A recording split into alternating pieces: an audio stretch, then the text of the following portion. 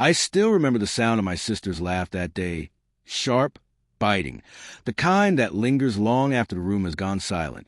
"Married a farmer?" she sneered, swirling her wine like royalty at a banquet. "You really set the bar low, didn't you?" Mother chuckled along. Father didn't even glance at me. Too busy admiring my brother-in-law. The finance genius. The man with a perfectly tailored suit and a vocabulary full of profit margins and stock projections. I said nothing, just smiled. Watched. I had learned long ago that silence unsettles people far more than words ever could. Back then, I believed in humility as a foundation for peace. My husband, Arif, worked the land with his bare hands, and I loved that about him. The steady strength, the honesty written in his callous palms. Together, we built everything from the ground up, the farmhouse, the irrigation systems, every land deal. Each acre was a step toward freedom. Ours, not theirs.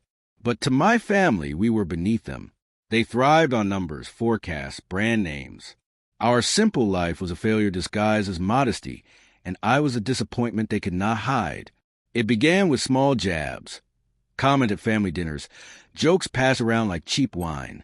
Hina boasting about her husband's investments, his financial empire, while our parents nodded, proud. Then came the subtle digs.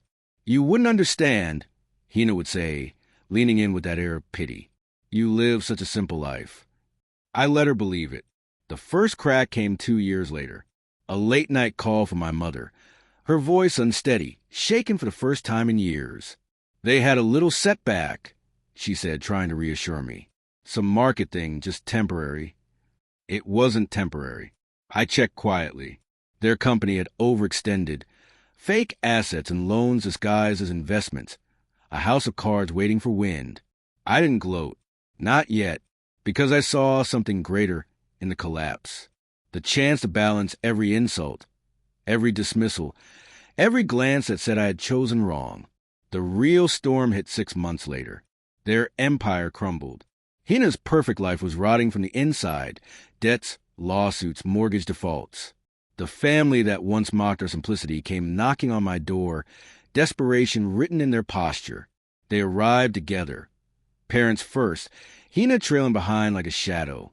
"You know," Father began, voice careful, "your husband owns quite a bit of land.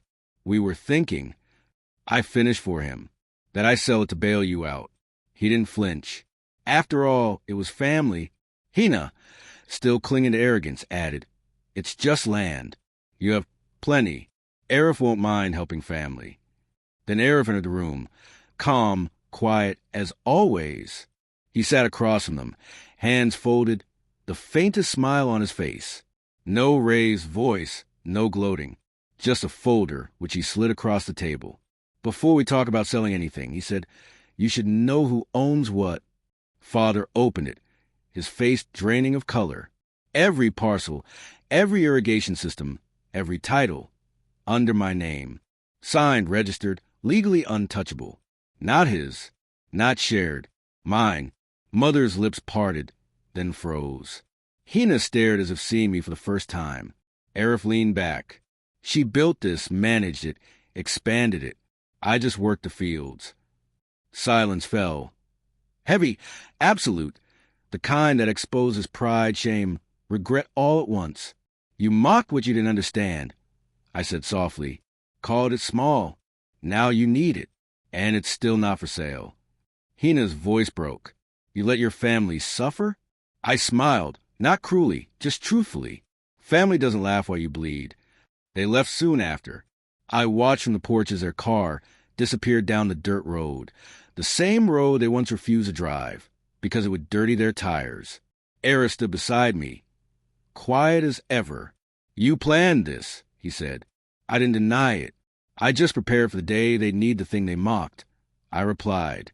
He looked at me, eyes warm. "You're stronger than they'll ever know." I wasn't sure if it was strength or clarity, because revenge, done right, doesn't shout. It whispers. It lets them realize, slowly, painfully, that they author their own ruin while you simply turn the page. Weeks later, I heard Hina's husband fled abroad. My parents sold their house to cover debts. Hina moved into a small apartment in the city. I never visited.